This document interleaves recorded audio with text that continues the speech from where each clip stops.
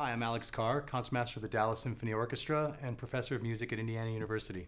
I'd like to talk a little bit today about my favorite orchestral violin solo, Ein Heldenleben, by Richard Strauss.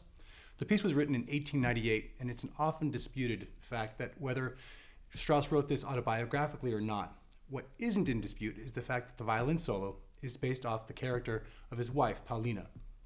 Now, Strauss wrote about Pauline to his friend Roland that she was sometimes perverse, often strange, never the same way twice, a little coquettish. And it's this character that we're trying to bring off to an audience. Even in the very beginning, Pauline's entrance is incredibly dramatic. When she comes in, it's almost as if she's saying, "I'm here," but she's not being heard. So she gets upset. The second entrance, when she comes in, she's more upset, a little bit louder, and almost seething in intensity, almost biting with her words. It's the contrast between her, these biting words, and her trying to keep control over herself, remaining a lady, remaining the coquette. That's the interesting dialogue at the beginning of this first section. So I'd like to play a little bit of this first section and explain how I actually try to bring this character across to an audience. First thing, the first entrance, I'm trying to first establish the sound that I think of Pauline. This sound is inherently feminine. Whether that's a stereotypical version of feminine, maybe a Victorian era perception of femininity, probably. One thing you can do when you're studying the piece is to just experiment on one note to determine what's the ultimate contact point that you'd like to use for this opening segment. Then I'm thinking about the vibrato, the speed of the vibrato. And for me, I'm thinking about a voice that's somewhere between a lyric and a coloratura, almost a lyric coloratura, actually. So the vibrato is going to be a little bit faster, not necessarily narrow. I think when people think of a narrow vibrato, it inherently gets tight.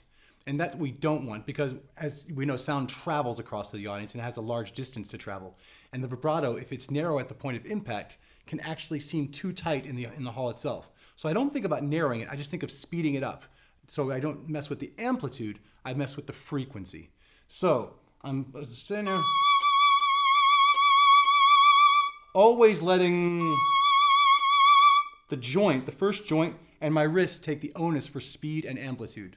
So once I've established the entrance, now I'm trying to establish her dialogue.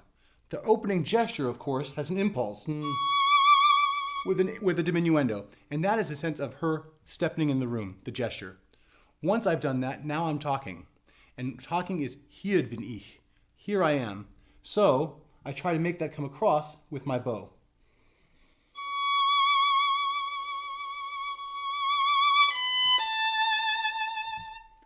Now, once I've established this, I also want to establish the fact other aspects of her femininity.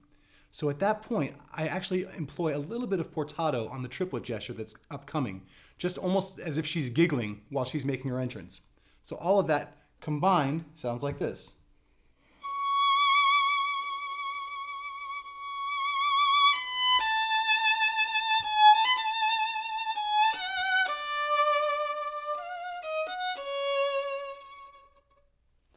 Now here comes the second entrance. She's incensed, she's angry, and it's going to open up a little bit louder, the rhythm a little bit faster, leading to the section where in contrast she's either biting or trying to remain calm.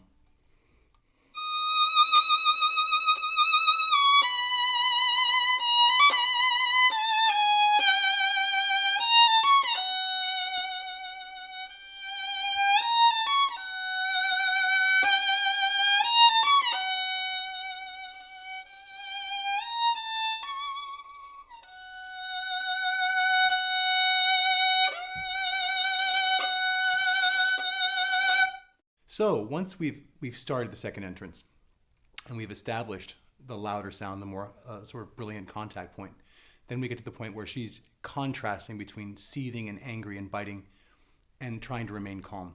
And Strauss is able to do that. He actually writes it down by using Violin, or the carets that are on top of the notes.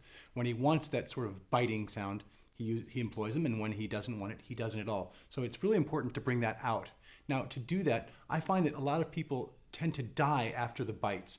And I find that actually makes the sound a little bit more too anemic in its gesture. So what I like to do is keep the sostenuto through the bites. So in a sense,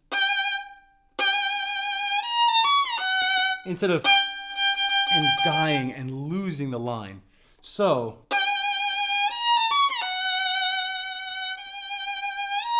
and all I do then to create the contrast is I shift my contact point.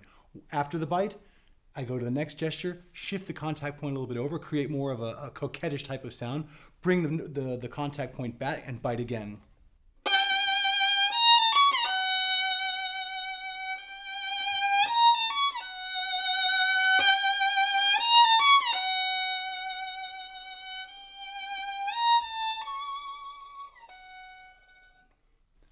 Now, we go through this sort of a dialogue between soloist and orchestra where Pauline is in a sense accompanying the husband, in this case, Strauss, talking to her, discussing about what she's just said. Now, with every passing note, the intensity grows, at which point I like to get even closer and closer to the bridge until the vibrato takes over and creates an outburst of intensity. When that final outburst happens, she goes insane and immediately tries to rectify the situation. So the insanity, so there is the outburst of the intensity, followed by, now put that all together, and it sounds like this.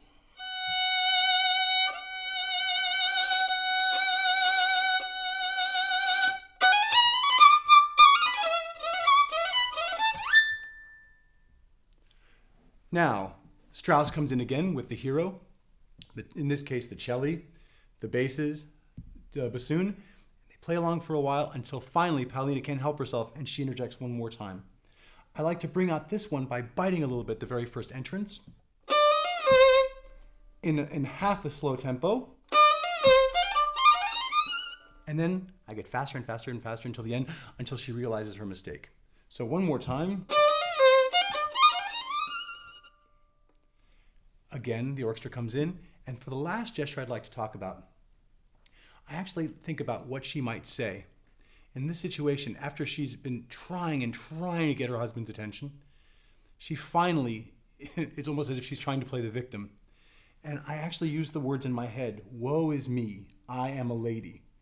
And so I think it's actually written with a slur. But at this time, I actually changed the bowing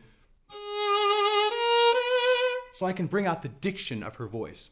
So if I think, woe is me, I am a lady, I think it actually is a little bit more effective. Then I had this image in my mind when I first started learning this piece. And at this point, it brought to mind in Amadeus, the movie Amadeus, when Mozart's mother-in-law goes from cackling to suddenly the music of the Queen of the Night aria. And so I had this image of starting off a little bit more sedate, growing in intensity, finally exploding. So what I did was, after woe is me, I start softly with no articulation, but employing vibrato. I move closer and closer to the bridge until finally I bite and completely sustain the bow. So let's try that one more time from woe is me.